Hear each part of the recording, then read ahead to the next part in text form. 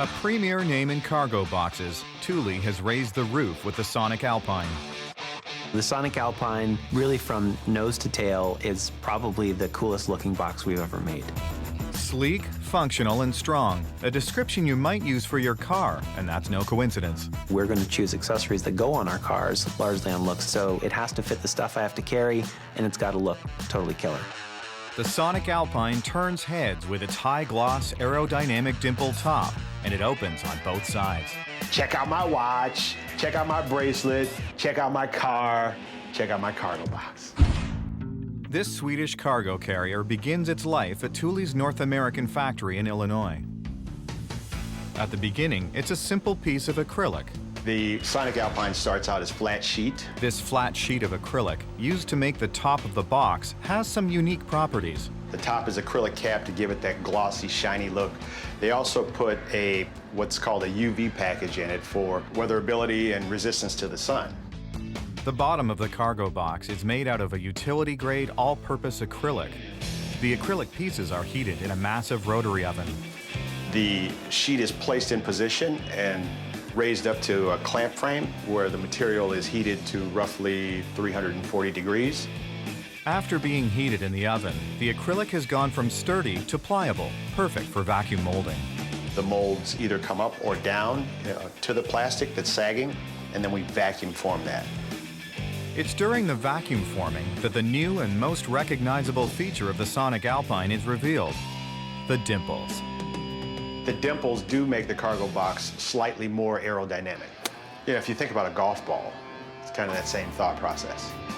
The pieces of acrylic are then cooled before moving on to the robotic cell. The two robot heads will cut and drill approximately 70 holes in the top and the bottom. The robots will make quick work of the cargo box. Top and bottom combined, it's about 170 seconds. Robots and vacuum forming are very 21st century.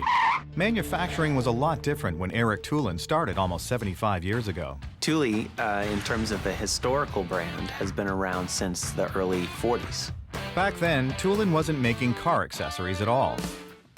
Started with a pike trap, so a pike is one of those long, skinny fish with lots of teeth. Trading gills and scales for hockey gear and skis, the first Thule cargo box made its debut in the 70s. People need to carry stuff on their adventures, whether it's dirty, smelly, sandy stuff or too long or bulky to fit in my vehicle. I still have to bring it. How do I do that? Since the 70s, the cargo box has had some serious upgrades, like the aerodynamic shape designed to reduce drag for better mileage, and the unique long and lean design supported by reinforcing ribs. If you open it and you don't have a rib, you could see or feel wobble. Right? So we want to eliminate that and give the box more stability. Now we are putting some glue in the ribs.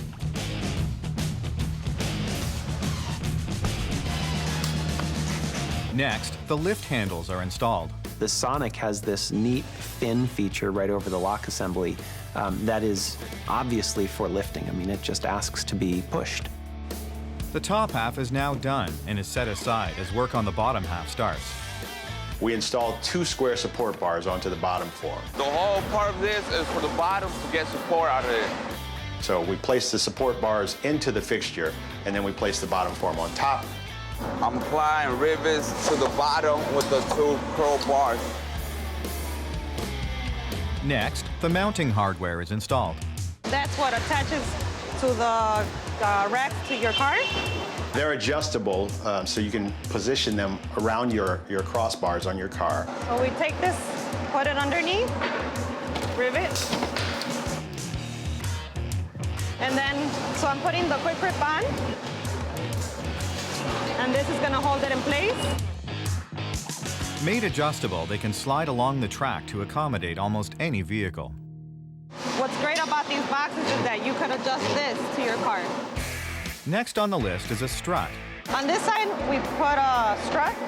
So this is gonna hold the box in place when you open it. So this goes on these 2 rivets right here. A second strut is attached to the opposite end of the box. So when you open your box, it's gonna stay open, and when you close it, it stays closed. The unique thing is that they allow for opening and closing from either side of the cargo box. For the box to open on both sides means the box needs a lock on both sides. I get the lock bar and I get the gun on each side because it opens from one side and the other side also. When you put your key in and you unlock the box, you're not able to take that key back out and start driving again until the box is completely locked. Then the final stage of assembly, the joining of the top and bottom forms. So after assembly, there's one cosmetic check, then we do packaging, pack it, ship it.